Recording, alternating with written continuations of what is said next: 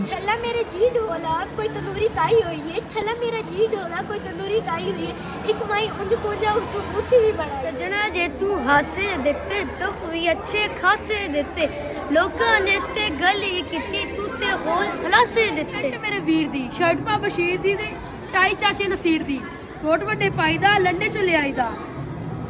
fit shirt ਕਰਾ ਕੇ ਧੋਬੀ ਕੋਲੋਂ ਧਵਾਈਦਾ ਸੈਂਟ ਸ਼ੈਂਟ ਲਾ ਕੇ ਬੜੇ ਸ਼ੌਕ ਨਾਲ ਪਾਈਦਾ